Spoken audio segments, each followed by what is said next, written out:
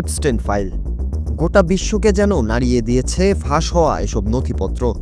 বিশ্বের অনেক প্রভাবশালী ব্যক্তির নাম উঠে আসছে যারা এপস্টেনের ব্যক্তিগত দ্বীপ লিটল সেন্ট জেমসে যাতায়াত করতেন। এমনকি ভয়াবহ সব যৌন বিকৃতি ও নিপীড়নের নির্মম অভিযোগের আঙুল উঠছে কারো কারো দিকে। কিন্তু প্রশ্ন হচ্ছে, কয়েক দশক ধরে চলা এই চক্র কিভাবে তাদের কার্যক্রম পরিচালনা করত? আর যেসব মেয়েদের যৌনকর্মী বানিয়ে এই চক্র চালিয়েছেন এপস্টেইন, তাদেরই কিভাবে জড়াতেন এই জালে? সম্প্রতি মার্কিন বিচার বিভাগ যে নথিপত্র প্রকাশ করেছে তাতে উঠে এসেছে এসব ভয়াবহ তথ্য। এসব ফাইল জেফ্রি এপস্টেইনের যৌন নির্যাতন ও অভিযোগে তদন্তের সঙ্গে যুক্ত। ফাইলগুলোতে তার প্রেমিকা গিলেন ম্যাক্সওয়েলের ভূমিকাও বিশেষভাবে উঠে এসেছে।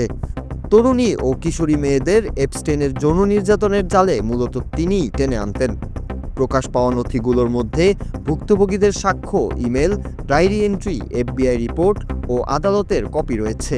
এগুলোতে দেখা যায় কিভাবে গিলেন ও এপস্টেইন মিলে একটি সুসংগঠিত গ্রুমিং প্রক্রিয়া পরিচালনা করতেন। যতদূর জানা যায়, এপস্টেইন ও গিলেন তাদের প্রথম শিকারটি করেছিলেন 1994 সালে। মিশিগানের ইন্টারলোচেন স্কুল অব দ্য আর্টসের 13 বছর বয়সী এক ছাত্রী ছিলেন এপস্টেইনের চক্রের প্রথম শিকার।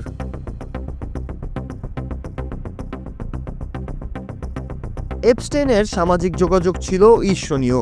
সাবেক মার্কিন president Bill Clinton, Donald Trump থেকে শুরু করে ব্রিটিশ রাজ পরিবারের প্রিন্স অ্যান্ড্রু পর্যন্ত তার বন্ধু তালিকায় ছিলেন। এই সুযোগটিকে কাজে লাগিয়ে আরও বেশি টোপ ফেলতে থাকেন এপস্টেইন ও তার প্রেমিকা গিলেন।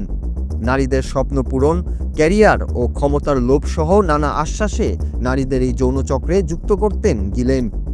এমনকি কে কেমন পোশাক পরবে, কার সাথে কেমন আচরণ করবে এসবও নির্ধারণ করে দিতেন এপস্টেইনের কথিত এই প্রেমিকা। আর এভাবেই বাড়তে থাকে এপস্টেইনের সাম্রাজ্য। ফাইলগুলোতে দেখা যায় এপস্টেইন ও গিলেনের নেটওয়ার্কে থাকা কিশোরী মেয়েরাই একে অপরকে নিয়ে আসত। এক সাক্ষ্যে 16 বছরের এক মেয়ে জানায় তার স্কুলের সহপাঠী তাকে এপস্টেইনের জন্য কাজ করার প্রস্তাব দিয়েছিল। সেখানে মাসাজ দেওয়া, কাপড় খোলা, স্পর্শ এসবের বিনিময়ে টাকা পাওয়া যেত। নতুন কাউকে এনে দিলে প্রতিজনের জন্য $200 করে দেওয়া হতো মেয়েদের। নিয়ম ছিল যত বেশি কাপড় খোলা, যত বেশি স্পর্শ করতে দেওয়া, তত বেশি টাকা।